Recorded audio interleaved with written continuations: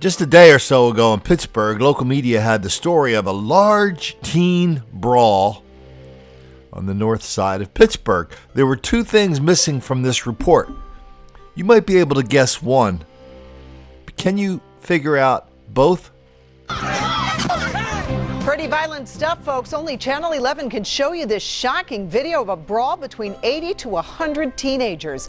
You can see a man run into that group with a baseball bat. At least one 16-year-old girl was sent to the hospital. Channel 11's Renee Kaminsky spoke to that girl's mother and joins us live from Zone 1 Police Department on Pittsburgh's north side. Renee, what did you learn?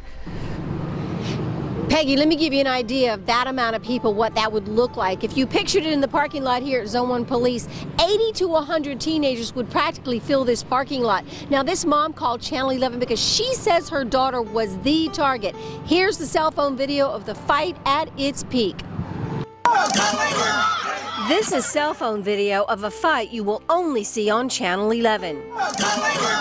A massive brawl at Northview Heights, a fight so huge and intense no one could stop it from escalating. It happened just before sunset Sunday when police say a small group of teenagers began fighting. But before it ended, police say 80 to 100 were involved, and they weren't just using fists. I just hate to see her laying there like that.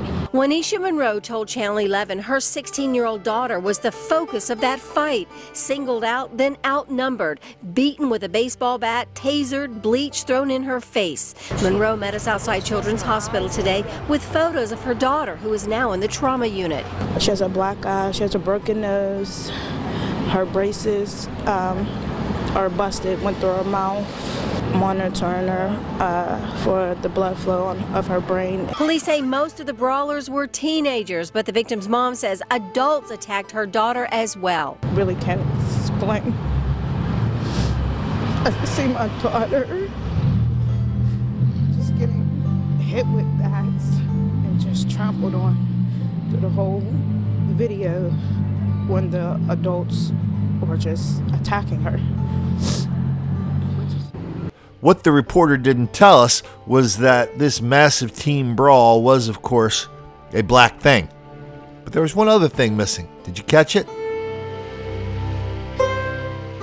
The thing that's missing that in Pittsburgh, and parentheses, lots of other places in the country, on parentheses, this kind of large-scale black mob violence has been happening a long time. Let's check out some Pittsburgh episodes, recent ones. Instead of the sounds of kids laughing, music and singing, or games being played, the spot where a church festival takes place every year sits empty. The annual festival at St. Basil's Church in Carrick shut down after just one night because of violence. Pittsburgh police say they were called to 6 large fights. The priest, afraid someone may get hurt, canceled the festival. Yeah, Wendy, Andrew, still no arrests to report here out of police headquarters as detectives continue to investigate the shooting of this young man in broad daylight on Christmas Eve morning. The press, get it off! Why? I'm allowed to be on the sidewalk. Move! Get out! I'm allowed to be on the sidewalk, officer. Videotape all you want. Quit causing problems. Get out! Problems! I'm videotaping! It's because I'm black! It's because I'm black!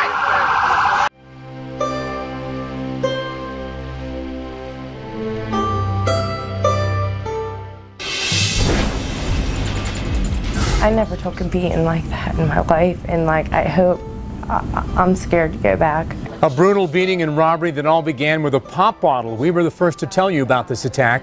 Got a big response on our website, now only on 11. The victim is telling her story. A woman who was 5 months pregnant was stabbed and beaten while at an area nightclub, and police say that she is all right, but the threats of violence reportedly started well before that attack.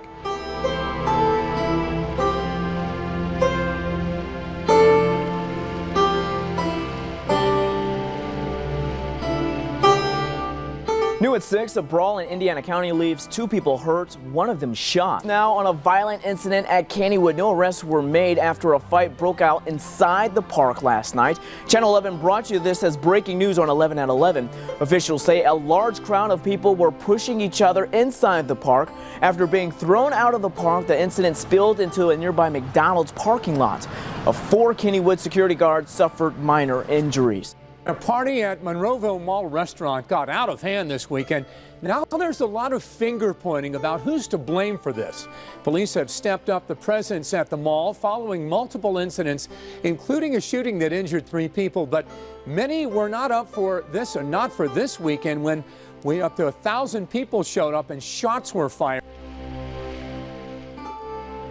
On this YouTube channel and on my Facebook page, we try to stay current, just giving you stuff that happened over the last couple of days. But this article is from 2002. It talks about how 600 young people got into fights, threw bricks at police, blocked traffic, and attempted to overturn a vehicle before they were stopped. This was at a roller skating rink. 14 people were arrested. Then it happened again in March. Communities, businesses, and parents and young people throughout the Pittsburgh area are coping with an age-old complaint.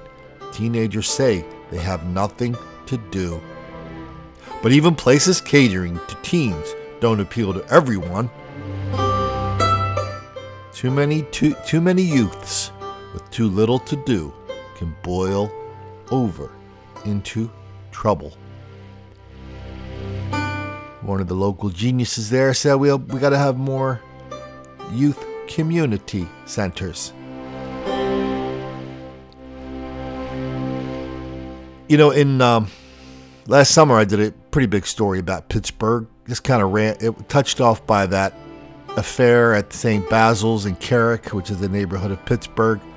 Hundreds and hundreds of black people were fighting, destroying property, ruined the whole carnival. So much so they canceled the carnival. Not just for this year, they canceled the carnival for all time. So I documented a lot of these things, lots of videos, things like that.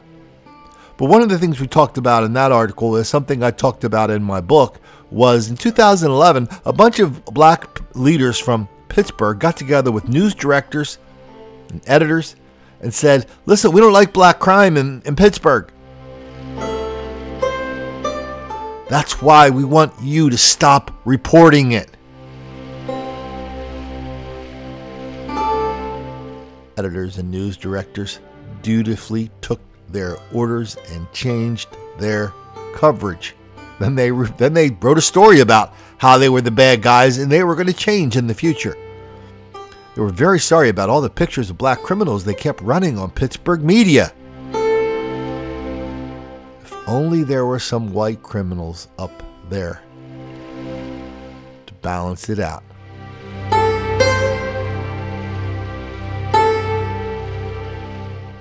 This is Colin Flaherty. If you ever decide to go to Pittsburgh, check out the Steelers or the Pirates or whatever the heck else people do up in Pittsburgh. Dennis Miller's from there. I mean, it's not a bad area.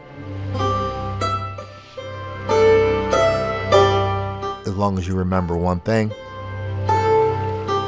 Don't make the black kids angry.